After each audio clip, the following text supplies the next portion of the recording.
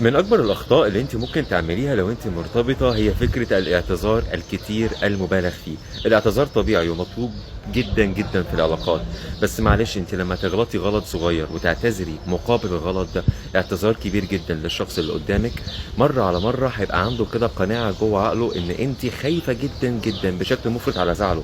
ده هيدّي له الحرية الكاملة إن هو يزعّلِك زي ما هو عايز، لإنه عارف إن أنتِ خايفة على زعله، فبالتالي أنتِ مش هتزعلي لمّا هو يزعّلِك. دي حاجة مهمة جدًا.